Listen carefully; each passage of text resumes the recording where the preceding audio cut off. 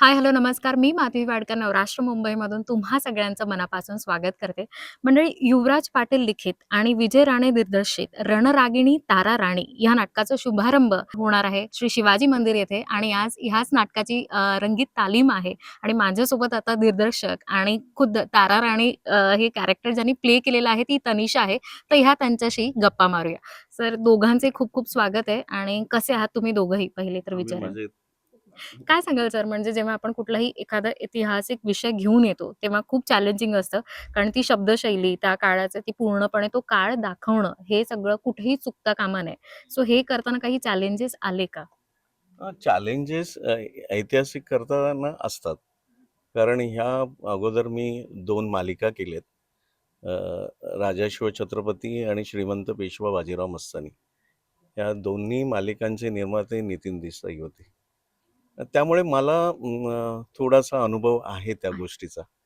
आणि माझं असं असतं की एखादा प्रोजेक्ट करायचा असेल, तर मग त्या संदर्भातली पुस्तकं वाचणं, त्याबद्दलचा अभ्यास करणं आणि लोकांना जे आवडेल म्हणजे कुठेही इतिहासाला धक्का न लावता मला लोकांना जे आवडेल ते लोकांच्या समोर मांडणं, हे थोडं मला जमतं. त्यामुळे मला तसा जास्त जर आत्ता जसं तुम्ही म्हणालात, की लोकांच्या समोर मांडणं. पण कोणतीही गोष्ट किंवा आपण जेव्हा कथा घेऊन येतो किंवा नाटक असो किंवा सिनेमा, एक काहीतरी हेतू असतो, हं. की ही गोष्ट लोकांपर्यंत पोहोचली पाहिजे. तर ह्या नाटकाच्या मागे काय हेतू आहे, की कोणती गोष्ट लोकांपर्यंत पोहोचवायची आहे असं मी म्हणेन? ॲक्च्युली शिवाजी महाराजांचा इतिहास जो आहे, मी स्वतः पण काही नाटक प्रोड्यूस पण केलं. एक भगवा नावाचं नाटक होतं. भगवा म्हणजे भगव्या झेंड्याच्या उत्पत्तीपासून ते आत्तापर्यंतचा प्रवास.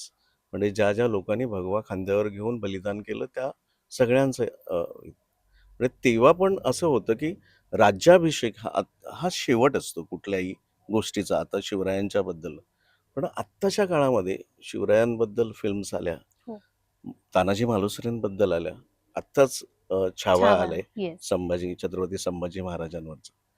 तर मी असं म्हणेल, की संभाजी महाराजांच्या हत्येनंतरचा जो पुढचा प्रवास आहे, तो आमच्या नाटकात आहे आणि तो लोकांना कळावा. लोकांनी त्याबद्दलचं वाचन करावं. नाटक बघून नाटक बघायला यावं आणि तो इतिहास समजून घ्यावा, की तो खरंच दैदिप्यमान इतिहास आहे आपला.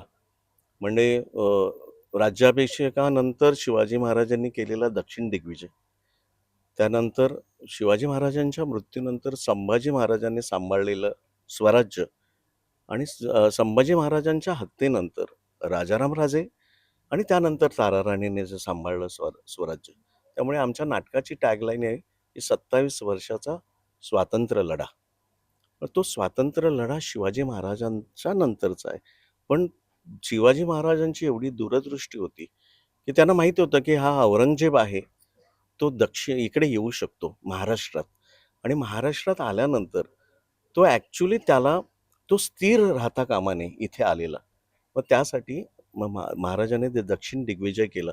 ते म्हणजे हजारो कोसाचं रणांगण त्याच्यासाठी निर्माण केलं आणि म्हणून औरंगजेब तो इथल्या इथे म्हणजे इकडे पळत राहिला.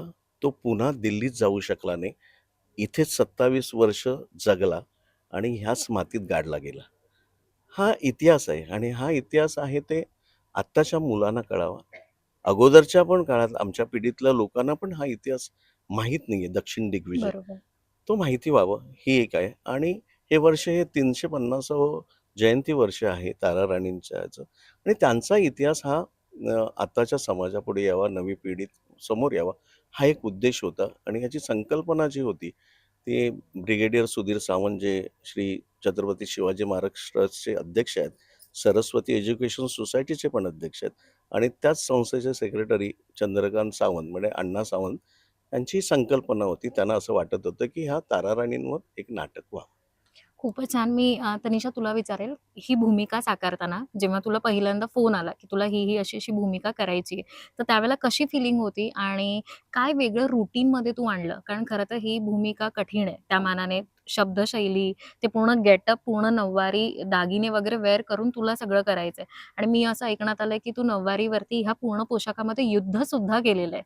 तर कसं हे सगळं हँडल केलं त्याबद्दल मला सांगशील? जेव्हा ही संहिता माझ्याकडे चालून आली तेव्हा खूप आनंद झाला. कारण शाळेत असताना आम्हाला ताराराणींचा इतिहास फार आमच्यापर्यंत पोहोचला नव्हता. त्यामुळे जेव्हा ही संहिता वाचली तेव्हा खूप आनंद झाला. कारण जसं सरांनी सांगितलं त्यांचं 350वं जयंती वर्ष आहे आणि त्याच मुहूर्तावर शिवाजी मंदिरचं पहिलं नाटक त्यांनी प्रोड्यूस केलं आहे, रणरागिणी ताराराणी. आणि जेव्हा ताराराणींच्या भूमिकेसाठी विचारलं, तेव्हा थोडं दडपण आलं होतं. कारण इतका त्यांचा वीरपराक्रम आहे, तो आपल्याला प्रेक्षकांपर्यंत पोहोचवायचा आहे. ही खूप मोठी जबाबदारी आहे माझ्यावर अभिनेत्री म्हणून. आणि त्याच सोबत फाईट सीन आहे. आधी मी कोणत्याच नाटकात किंवा प्रोजेक्टमध्ये फाईट सीन केले नव्हते.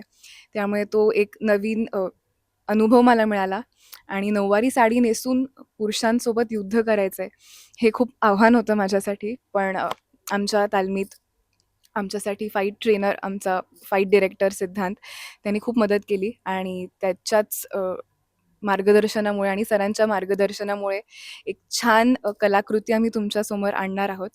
आणि मी इंग्लिश मीडियमची आहे, त्यामुळे इतकी अजिबात पल्लीदार म्हणजे बोलण्याच्या भाषेमधून कुठेहीच वाटत नाहीये, कारण तुझं इतकं सुंदर स्पष्ट मराठी आहे. त्यासाठी खूप मेहनत घ्यावी लागली. पण तालमीत बऱ्याचदा काही शब्द सरांना मी खूप त्यासाठी त्रास दिलाय. "सर, ह्याचा अर्थ काय? त्याचा अर्थ काय?" किती वेळ गेला म्हणजे तू किती महिने किंवा किती वेळ तू प्रॅक्टिस करत किती होती या महिने सगळ्यासाठी? दिवस झाले सर? तरी सव्वा महिना झाला. 6 महिना सव्वा बरोबर. महिना वाह! झाला. 6 महिना झाला.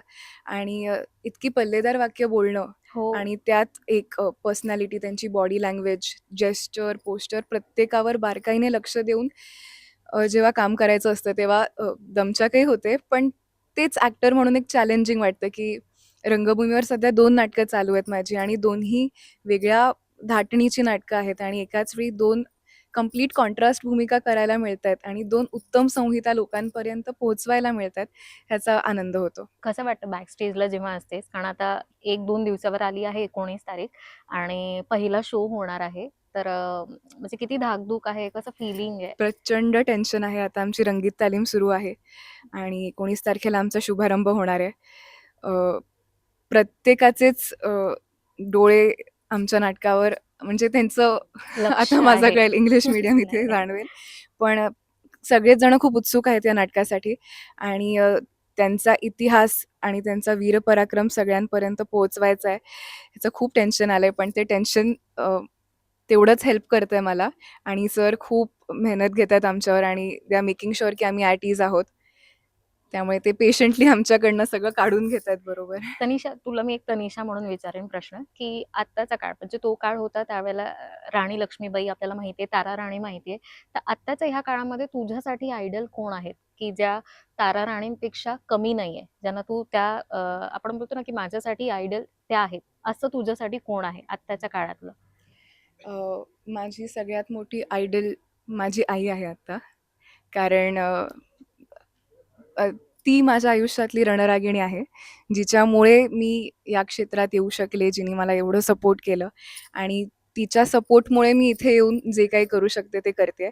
आणि मला वाटतं प्रत्येक मुलीच्या आयुष्यात तिची सगळ्यात मोठी आयडल, तिची रणरागिणी म्हणजे तिची आई आई असते. असते. आणि या नाटकातून माझा तोही एक माझं हेतू आहे, की नाटक बघणाऱ्या आजकालच्या प्रत्येक मुलीला जाणवलं पाहिजे, की तिच्या आयुष्यातली ती रणरागिणी आहे आणि आजच्या आजच्या काळातल्या मुलींपर्यंत ते पोहोचवता आलं मला, तर मला समाधान मिळेल. आणि ही भूमिका साकारताना असे कुठले तुला मुद्दे वाटले, की नाही हे जे गुण आहेत ते आत्ता आपल्याला आत्मसात करायला हवे किंवा आपल्याकडे ऑलरेडी आहे, म्हणजे समजा तुझ्याकडे असतील किंवा नसतील, तर ते गुण तू शिकली. कारण कोणतीही भूमिका करतो आपण थोडंफार रिलेट करतो त्या भूमिकेसोबत. तर असे कोणते तुला गुण वाटले, की नाही तारा राणींचे हे जे गुण आहेत ना, ते मला माझ्यामध्ये किंवा आत्ताच्या मुलींमध्ये यायला हवे? ताराराणींचं सगळ्यात एक महत्त्वाचा गुण जो मला जाणवला म्हणजे त्या खूप संयमी होत्या. आणि त्यांची आपण जे म्हणतो इमोशनल इंटेलिजन्स आता येस. जो शब्द आहे, तर त्या काळात त्यांनी त्यांचे पती राजाराम राजेंच्या मृत्यूनंतर त्या खचल्या नाहीत. त्या स्वराज्यासाठी उभ्या राहिल्या आणि वयाच्या खूप लहान वयात त्यांना त्यांचे पती गेले आणि त्या काळात जेव्हा सगळ्या पुरुषांच्या खांद्यावर स्वराज्याची मदार होती, तेव्हा त्या न खचता उभा राहिल्या आणि औरंगजेबाला ज्यांची भीती वाटते, इतका त्यांचा वीरपराक्रम होता. त्यामुळे एक इमोशनल मॅच्युरिटी जी आपल्याला हवी आपल्या आयुष्यात आणि एक संयमी, पॉइज्ड माइंड जे आपलं असलं पाहिजे, ते मी तारा राणींकडनं शिकले, की परिस्थिती कितीही वाईट झाली तरीही आपण आपला संयम सोडायचा नाही, आपली उमेद सोडायची नाही. कारण आपण परत पुन्हा उभं राहायचं, हे एक त्यांच्याकडनं शिकले. मी म्हणेन तुझं उत्तर मला सुद्धा आता असं फील करते की बघायला पाहिजे. कारण आता ना एन्झायटी, डिप्रेशन हे शब्द फार लगेच येतात. हे झालं नाही, ब्रेकअप झाला किंवा मुलं यूथ असो किंवा खूप जण छोट्या-छोट्या अपयशाला घाबरतायत. तर नक्कीच तुझ्या उत्तरामधून मला वाटतं की ही गोष्ट त्यांना सगळ्यांना शिकता येईल. येस. तू काहीतरी म्हणत होती. सॉरी टू तेच डिस्टर्ब. गिव्ह अप करायचं नाही. ही एक खूप मोठी गोष्ट आहे. आत्ता आपल्याला जरा अपयश आलं, की हं, नाही आता नाही होणार आहे हं. माझ्याने. पण त्या काळात त्यांनी इतके वाईट प्रसंग येऊन सुद्धा उमेद सोडली नाही. ही खरंच खूप मोठी गोष्ट आहे आणि ती त्यांच्याकडनं शिकता आली आपल्याला. ते 1% जरी आपण शिकू शिकू शकलो शकलो तरी. तरी आपलं आयुष्य थोडं बेटर होईल. नक्कीच. मी दोघांनाही प्रश्न विचारेन. If I am not wrong, हंबीरावांची मुलगी तारा राणी आणि हंबीरराव असे होते, की ज्यांनी तिच्या हातामध्ये तलवार दिली, की तू शिक. शिक्षण दिलं शिक्षण दिलं तिला, की नाही ह्या गोष्टी बालपणापासून. बालपणापासून. तर आत्ताचं सुद्धा मला काळ बघितलं तर असं वाटतंय, की खरंच वडिलांनी मुलींना सेल्फ डिफेन्स शिकवणं महत्त्वाचं आहे. कारण आत्ताचं हे जे कलियुग बघता, इतके जे काही प्रसंग घडतायत, तर तुम्ही दोघं ह्याबद्दल काय मत द्याल? हंबीररावांसारखे आज हंबीरराव हवेत. हो. आणि मला असं वाटतं की प्रत्येक बापाला असं वाटतं की आपली मुलगी तशी असायला हवी. प्रयत्न होत नाहीत किंवा तोकडे पडतात असेल, पण ते प्रयत्नपूर्वक त्या गोष्टी करायला पाहिजे असं मला वाटतं. तनिषा तसं म्हणाली, तारा राणींच्या स्वभावातला आणखी एक गुण गुण म्हणजे की आपण असं म्हणतो शिवाजी महाराजांचा गनिमी कावा. तारा राणींनी पण गनिमी कावा केला औरंगजेबासोबत आणि त्याच्यामुळे तो नामहरण झाला. म्हणजे त्यांची स्ट्रॅटर्जी अशी होती की किल्ला लढवायचा आणि किल्ल्यातलं जेव्हा सगळं संपेल, तेव्हा समोरच्या माणसाला सांगायचं की आता मी गड सोडते. पैसे घ्यायचे आणि गड सोडून द्यायचं. आणि मग तो गड ते स्वतःच्या संपत्तीने भरायचे सगळं. अन्नधान्य सगळं हे करत भरायचे आणि पुन्हा हल्ला करून तो गड परत मिळवायचा. कारण औरंगजेबाला वाटत होतं की मराठ्यांचं स्वराज्य जे आहे राज्य, हे फक्त गडकिल्ल्यांमध्ये आहे. त्यामुळे तो गडकिल्ले हे घ्यायला पाहिजे, ते घ्यायला पाहिजे. ताराराणीचं होतं तो द्यायचा त्यांच्या सरदारांना. ताराराणी द्यायच्या हं, हं. पैसे घेऊन आणि ते त्याच्यामध्ये संपत्ती भरली गेली की त्या पुन्हा घ्यायच्या. म्हणजे फुल असं स्ट्रॅटेजिक फुल माइंड आहे. स्ट्रॅटेजिक फुल फुल स्ट्रॅटेजिक माइंड. स्ट्रॅटेजिक हा वॉव! गनिमी कावा गनिमी होता कावा त्यांचा. होता. आणि असं खूपसं केलं आणि त्याच्यातच औरंगजेब जे खचला आणि वय पण झालं होतं आणि इथेच अंत झाला त्याचा. तुम्ही मगाशी म्हणालात, की तुम्हालाच विचारेन, की हे सगळं काही नाटकाचं जेव्हा आपण कास्टिंग करतो किंवा एखादं नाटक जेव्हा दिग्दर्शक म्हणून जेव्हा काम करता खूप चॅलेंजेस असतात.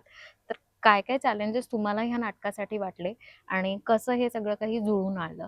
अ, जो मी म्हणालो की ह्यांचं अ, छत्रपती शिवाजी मंदिर ट्रस्टचे जे हं, हं. अध्यक्ष आहेत, ब्रिगेडियर सुधीर सावंत साहेब, ते स्वतः सैन्यातले आहेत.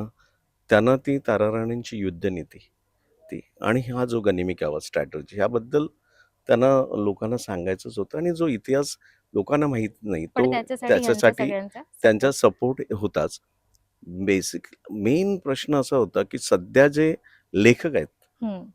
आणि कलाकार पण आहेत, ते सगळे बिझी आहेत. हो, हो. म्हणजे सिरियल्स करतायत आणि फिल्म्स करतायत. नाटकासाठी वेळ काढणं आणि बाकीच्या गोष्टी ज्या आर्थिक व्यवहार असतील त्यासाठी. तर मग शोधावं लागलं. एक माणूस हातात होता. त्याचं नाव युवराज पाटील. ओके. युवराजने लिहिलं आणि त्यानंतर खरी कसोटी सुरू झाली. ती म्हणजे कलाकार शोध. शोधायची. कलाकार शोध अशासाठी कारण 1-1.5 महिना, 1.5 महिना रिहर्सल करणं आणि मी तुम्हाला सांगेन की माझ्याकडे जे सगळे कलाकार काम करतात, ते डेडिकेशनने काम करतात. म्हणजे आत्ता मला वाटतं 15 दिवसापासून आम्ही सकाळी 10 ते रात्री 10 वाजेपर्यंत रिहर्सल करतो. हं. म्हणजे तनिषा असेल किंवा तिच्याबरोबर असणाऱ्या इतर ज्या आहेत अ, त्या पण सगळ्या त्या आणखी तिघीजणी आहेत आणि इतर कलाकार पण आहेत. ते सकाळी 10 ते 5 आम्ही रिहर्सल करतो नाटकाची आणि 5 नंतर ते 8:30-9 वाजेपर्यंत त्या युद्धाची तालीम करतात. बापरे! म्हणजे फुल फिजिकल डे फिटनेस पूर्ण. पूर्ण इतकं डेडिकेशन आहे. म्हणजे तनिषाचंच आहे असं नाही. प्रत्येक कलाकाराचं ह्या तनिषाची याच्यामध्ये निवड कशी झाली सर? मी मगाशी म्हणालो तनिषाची निवड मग आशीर्वाद मराठे म्हणून माझे मित्र आहेत, त्यांनी तनिषाचं नाव सुचवलं. तनिषाने मला फोन केला, मी बोलावलं तिला, तिने रीडिंग केलं. बघितलं मला वाटलं मग ठीक आहे ही शोभेल. कारण मला हे माहीत आहे की एखादे माणूस जेव्हा मी हिस्टॉरिकल जेव्हा करतो ती व्यक्ती तशी असेल आणि कॉस्ट्युम घातल्यानंतर ते म्हणाल नाही नाही ही तारा बरोबर. राणी किंवा की समोरचं कॅरेक्टर हे आहे, तुम्हाला ती तारा तर राणी 50% सापडली. आपण जिंकलो असं होतं. बरोबर. त्यानंतर मग वर्क करणं आलं. मग ती स्वतः एका नाटकात काम करते, व्यावसायिक नाटकामध्ये. तिला त्याबद्दलचं माहिती आहे आणि ती मेन म्हणजे मी तिला प्रश्न विचारला होता, "तनिषा असं-असं आहे, वेळ देऊ शकशील का? पुढे असे दौरे आहेत." असं. ती हो. आणि तिच्याकडनं असं आलं, की "सर, मला नाटक करायचंय, फिल्म करायची आणि वेब सीरीज करायची." सीरियल हे असं आत्ता म्हणते ती, पुढे मला माहीत नाही ती काय करेल ते.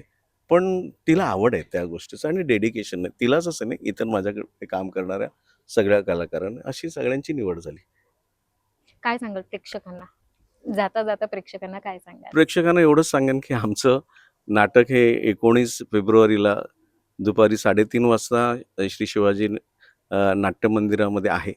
तर आपण सगळ्यांनी जरूर यावं. हा पहिला प्रयोग, शुभारंभाचा प्रयोग आहे. तो शिवजयंतीनिमित्त आहे आणि हा प्रेक्षकांसाठी मोफत आहे. आपण यावं आणि त्यानंतरही जे प्रयोग ज्या ठिकाणी लागतील, आपल्या जवळच्या थिएटरमध्ये लागले, तर नाट्यगृहात या.